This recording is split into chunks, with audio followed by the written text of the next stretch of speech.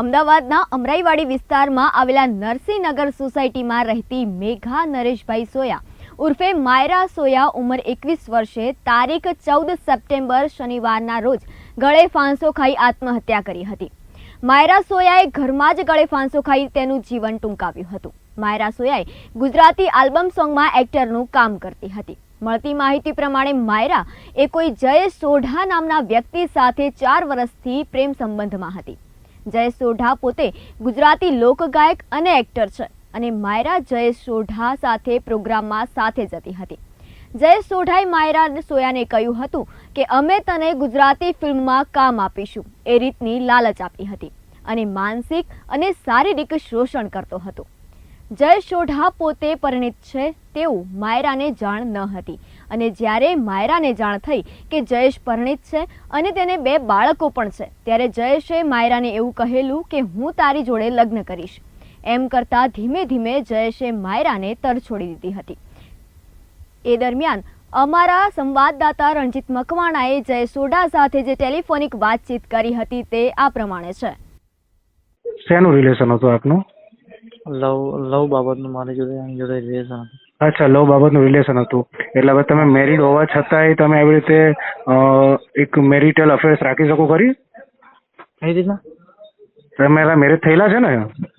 હા, મારા મેરેજ થયેલા। તો તમને ખબર છે કે તમારા મેરેજ થયેલા છે તો હિન્દુ મેરેજ એક્ટ મુજબ આપણે બીજી કોઈ છોકરીની સાથે અફેર ના રાખી શકીએ। એ કદાચ તમને ખ્યાલ છે બાબતનું? અફેર ના રાખી શકીએ સર। હા હા, પણ વસ્તુ એવી હતી હા તો જ્યારે બી એની જે પોઝિશન હતી એની કેવી પોઝિશન? સોસાયટીની પોઝિશન। હા હા ત્યારે મેં એને બચાવવા માટેના બહુ ટ્રાય કર્યા। હા, હું તો પીએ સાહેબ ને આ વસ્તુ કહીશ કે ભાઈ આમાં ફરિયાદ દાખલ તો તમે હું તમને સીધી વસ્તુ વાત કરું ને। હા, બોલો બોલો। માયરાને આ વાત લાગી આવતા માયરાએ જીવન ટૂંકાવવાનું વિચાર્યું હતું। માયરાની આત્મહત્યા બાદ તેના પરિવારજનોએ અમરાઈવાડી પોલીસ સ્ટેશન જઈને ફરિયાદ લખાવવા માટે પહોંચ્યા હતા, પરંતુ અમરાઈવાડી પોલીસ આ બાબતને ધ્યાનમાં લીધી ન હતી। હિન્દુ મેરેજ એક્ટ મુજબ કોઈ પણ સ્ત્રી કે પુરુષ પરિણીત હોય અને જ્યાં સુધી છૂટાછેડા ન થાય ત્યાં સુધી કોઈ બીજા લગ્ન કરવું યા તો કોઈની સાથે પ્રેમ સંબંધ રાખવો એ ગુનો છે। ત્યારે દરેક છોકરી માટે આ કિસ્સો લાલ બત્તી સમાન છે। અમરાઈવાડીના નરસિંહનગર વિસ્તારની અંદર રહેતી એક દીકરી કે જો ગુજરાતી સોંગમાં એક ડાન્સર તરીકે કામ કરતી હતી અને ખૂબ કામયાબ હતી છોકરી, અને એને ત્યાં કામ કરતા એક સિંગર જે છે જેમનું નામ જયેશ સોઢા બતાવવામાં આવી રહ્યું છે। જયેશ સોઢાએ આ દીકરીને પોતાની ગર્લફ્રેન્ડ બનાવી હતી અને એમણે એવી નથી ખબર કે આ જે વ્યક્તિ જે છે એને લગ્નની પણ લાલચ આપી હતી કે જેઓ એની સાથે લગ્ન કરશે। અને ત્યારબાદ એવું થયું કે પાછળથી એવું જાણવા મળ્યું હતું કે આ જે સિંગર જે છે જયેશ સોઢા કે જેઓ પરિણીત હતા, તેઓને ખબર છે કે તેઓ પરિણીત છે, તેમ છતાં પણ આની સાથે એક્સ્ટ્રા મેરિટલ અફેર્સ રાખીને એને સાથી રાખી રહ્યા હતા, કોઈપણ જાતના લિવ ઇન કરાર કર્યા વગર। અને ત્યારબાદ હજી શનિવારના 14 તારીખના રોજ આ જે દીકરી જે છે જે નરસિંહનગરની અંદર રહેતી હતી તેને આત્મહત્યા કરી લીધી। હવે તેઓના માતા પિતા અમરાઈવાડી પોલીસ સ્ટેશનની અંદર અવારનવાર ગુનો દાખલ કરવા માટે ધક્કા ખાઈ રહ્યા છે, પણ પોલીસ આની અંદર ફક્ત ને ફક્ત ઈડી નોંધીને તપાસના બહાના કરી રહી છે કે તપાસ ચાલી રહી છે અને કોઈપણ જાતનો ગુનો નોંધવામાં નથી આવતો અને આ જે આરોપી છે એની ધરપકડ કરવામાં નથી। આપણે વિશેષ એમના માતા પાસેથી જાણીશું કે તેઓ શું કહી રહ્યા। બેન, આમાં શું ઘટના શું હતી આખી? આમાં ઘટના એ હતી કે મને ખબર નથી કે મારી છોકરી આ લાઈનમાં જાય છે ખરી, પણ કે એને આવું કોઈની જોડે અફેર છે। જ્યારે મને ખબર પડી કે મેઘુ આ મેં ફોન જોઈ ગઈ હતી એનો ફોન જોઈ ગઈ હતી એટલે મેં તો મેઘુ આ ફોન કેમ આવો કે પછી એને મને કીધું કે મમ્મી મારે જયેશ સોઢા આગળ અફેર છે। તો 6 મહિના સુધી મેં એને કીધું કે પરણેલો તો નથી ને? તો કે ના મમ્મી પરણેલો નથી ગયા છે, એની જોડે બધા શૂટિંગ પ્રોગ્રામ લાઈવ પ્રોગ્રામ બધું કરતી હતી, એની સિવાય કોઈની જોડે કામે નથી જતી, ખાલી જયેશ જોડે જ કામે જતી હતી, કોઈ બીજાની જોડે નથી જતી। પછી એને મેં કીધું સારું, મેં કીધું પરણેલો ના હોય તો આપણે તારા મેરેજ કરાવી દઈશું, જયેશને તું આપણા ઘરે બોલાવજે। ભાઈ જયેશ અમારા ઘરે અમને મળવા આવ્યા એટલે એમ કીધું કે મારા મેરેજ થયા નથી ગયા છે, હું તમારી દીકરી જોડે લગ્ન કરવાનું છું કહે છે। મને એને મમ્મી કીધું અને મારા હસબન્ડના પપ્પાએ કીધું, તો મેં કીધું સારું।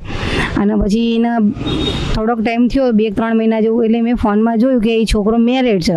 એટલે મેં મારી છોકરીને કીધું કે આ તો મેરેડ છે. એટલે કે મમ્મી મને બી અત્યારે જ ખબર પડી કે મમ્મી એ મેરેડ છે. મમ્મી હું શું કરું, મને આનો રસ્તો દો. તો મેં કીધું મારા દીકરા તું વળી જા. પણ પછી એને બંને માણસે થઈને ટોર્ચર કર્યું મારી છોકરીને.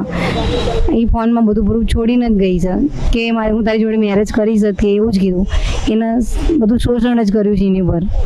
એનો બધો આખો પ્રેમ જ જીતી લીધો એની પર કે હું તારી જોડે મેરેજ કરીશ. એને કોઈના કામમાં ના જવા દે. નકરું એમાં નકરું ટોર્ચર જ કરે. બંને માણા, એક નહીં બંને માણા. એટલે તમને આ જે મેરેજ પેલો જે છોકરાને લગ્ન થયેલા છે એવું તમને શેમાંથી ખબર પડી ગઈ? એના મેરેજ એ ફોનમાં ખબર પડી કે એના મેરેજ થઈ ગયા છે. એની ફોનમાં ખબર પડી. યુટ્યુબમાં એના ફોટા આવ્યા હતા એના છોકરાના, છોકરીના અને બંને માણાના કે આ મેરેડ છે. એમ પછી મેં મારી છોકરીને કીધું આ તો મેરેડ છે એવું મને કીધું. તો મેં કીધું મેરેડ, એ કે મમ્મી મને નથી ખબર ને પણ કે મેરેડ છે, નકર તમારી જોડે ના. એમણે ખોટું બોલીને તમારી દીકરી સાથે એમને અફેરમાં રહ્યા? હા, ખોટું બોલીને મારી દીકરી જોડે અફેરમાં રહ્યા. અને મારી બેનને દિલાસો જ આપ્યો મારી છોકરીને કે હું તારી જોડે મેરેજ કરીશ, ભલે મારા મેરેજ થયા હોય પણ બીજા કોઈના કામમાં ના જવા દે. નકરું ટોર્ચર જ કરાવીને ટોર્ચર સહન જ કર્યું કે હું કોઈના ગામમાં મમ્મી જઈ બી નહીં શકતી. જયેશ મને ટોર્ચર કરે છે. છેલ્લે જતા એની આ મૃત્યુ કર્યું. હવે તમારી દીકરીનો જે બનાવ બન્યો છે આખો, તો તમે પોલીસ સ્ટેશન જાઓ છો તો અત્યારે પોલીસવાળા શું જવાબ આપે? કોઈ જવાબ નથી આપતું. ગરીબ માણસ છે ને એટલે કોઈ જવાબ નહીં આપે અમને. બરાબર, પૈસાવાળાનું જ કામ છે આ જવાબ લેવા માટે. અમારા ગરીબ માણસોનું કોઈ કામ જ નથી. બરાબર. હવે આપણી સાથે હાલ એક વકીલ સાહેબ પણ હાજર છે. આપણે એમને કાયદાકીય રીતે પૂછીશું કે આ બનાવની અંદર જ્યારે છોકરો પરિણીત છે અને આ એક દીકરી જે છે એને એમણે એક એમની પોતાની પ્રેમિકા તરીકે એમની સાથે રાખ્યા હતા, તો શું પરિણીત વ્યક્તિ આવી રીતે એક્સ્ટ્રા મેરિટલ અફેર્સ કરી શકે કે નહીં? શું કહેશો આજે સમગ્ર ઘટના તમે જાણીએ? સમગ્ર ઘટના પીડિત પરિવાર પાસે મેં ગઈકાલે જ મુલાકાત લીધી. મને જાણવા મળ્યું મારા મિત્ર નીરવભાઈ વાઘેલા દ્વારા કે આવી રીતે એક બનાવ બન્યો છે અને પોલીસ દ્વારા ફરિયાદ લેવામાં હજુ સુધી નથી આવ્યું. એટલે પીડિત પરિવારને મળ્યો, એમણે મને વાત કરી કે આવી રીતે ઘટના બની છે. તો મેં કીધું શું ફરિયાદ થઈ છે? તો કે ના, ફરિયાદ નથી થઈ. તો મેં કીધું શું તમને કંઈ એફઆઈઆરની નકલ એવું કંઈ આપેલું? તો કે ના, એવું કશું આપેલું નથી. એ પછી મેં પોલીસ સ્ટેશનમાં જાણ કરી તો એવું થયું કે એડી નોંધવામાં આવી છે, માત્ર એડી નોંધવામાં. મેં કીધું કેમ એડી? તમારી પાસે આરોપી વિરુદ્ધના પુરાવા છે, સ્ક્રીનશોટ છે. જ્યારે બેને સુસાઇડ કર્યું ઇન બિટવીન એણે વિડીયો કોલથી વાત કરી છે અને વિડીયો કોલથી પહેલાં એને ફોટા બી મોકલ્યા છે કે જો હું કંટાળી ગઈ છું તારાથી. બરાબર.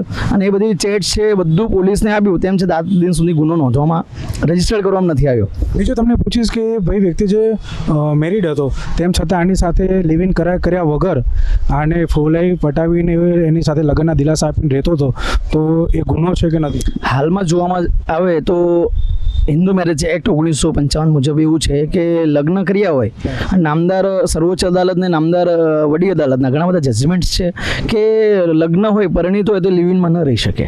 એવા ઘણા બધા છે, સાઇટેશન બી ઘણા જજમેન્ટ છે. પણ આને એવું કંઈ કર્યું પણ નહોતું. કોઈ લિવ ઇનમાં બી નહોતો રહેતો કે ના એને કોઈ કરાર કર્યો હોય, એગ્રીમેન્ટ કર્યો હોય. માત્ર ને માત્ર શોષણ કર્યું છે એવું પીડિત પરિવારનું કહેવું છે કે માત્ર એ શૂટિંગ કરવા લઈ જતો, એને લગ્નના વાયદા આપતો, લગ્ન કરવાની લાલચ આપતો કે હું તારી જોડે લગ્ન કરીશ. બરાબર. બેનને પાછળથી જાણવા મળ્યું કે આ મેરિડ છે. મેરિડ પછી એ બેન વધારે સદમામાં આવી ગઈ, ડિપ્રેશનમાં આવી ગઈ કે મારી સાથે આવો દગો થયો આટલો મોટો. તેમ છતાં એણે સમજાવવાની વાત કરી પણ એમને પ્રલોભન આપવાની વાત હતી કે તને પૈસા આપી દેશું, પેલું કરી દેશું, તો આ હવે આનો અવાજ ના ઉઠાઈશ. પણ બેનથી શું ખરેખર પ્રેમમાં હતા એટલે એ ખોટું કરવા નહોતા માંગતા. એટલે એમણે જાતે જ પેલા એમના શારીરિક માનસિક ત્રાસ હતો એટલે સુસાઇડ કરી લીધું. જી, આ હતા વકીલ અને દીકરીના માતા પિતા, જેઓ એવું કહી રહ્યા છે કે એમના સમજ્યા પ્રમાણે કે આમને પાછળથી એવી ખબર પડી કે જે પેલો વ્યક્તિ જે છે જયેશ ડોડા, કે જો પોતે લગ્ન કરેલા હતા, 2 બાળકોના પિતા છે, તેમ છતાં એમની દીકરીને તેઓ ફક્ત ને ફક્ત પ્રેમિકા બનાવીને એમની સાથે રાખી રહ્યા હતા. એટલે એક જાતનો ગુનો છે કે જે વકીલ સાહેબે કીધું હિન્દુ મેરેજ એક્ટ મુજબ કે આવું ના થઈ શકે. તેમ છતાં પોલીસની પાસે આમને અનેક પુરાવા આપ્યા હોવા છતાં પણ ફક્ત ને ફક્ત તપાસનું બહાનું કરીને કોઈપણ જાતની અટકાયત કરવામાં નથી આવતું અને ગુનો દાખલ કરવામાં નથી આવતો. આગળ અમે આમના ડીસીપી સાહેબ સાથે વાત કરીને જણાવીશું. ત્યાં સુધી જોતા રહો PTN ન્યૂઝ. કેમેરામેન આર્યલ લુવાણા સાથે રણજીત મકવાણા, PTN ન્યૂઝ, અમદાવાદ. ત્યારે દરેક છોકરી માટે આ કિસ્સો લાલબત્તી સમાન છે. જો તમે કોઈ જોડે આવો સંબંધ ધરાવો છો તો સૌપ્રથમ સામેવાળા વિશે વિગતવાર જાણકારી મેળવી લેવી, જેથી કરીને કોઈએ જીવન ટૂંકાવવાનો વારો ન આવે. આવા જ વધુ અપડેટ્સ માટે જોતા રહો PTN ન્યૂઝ. નમસ્કાર.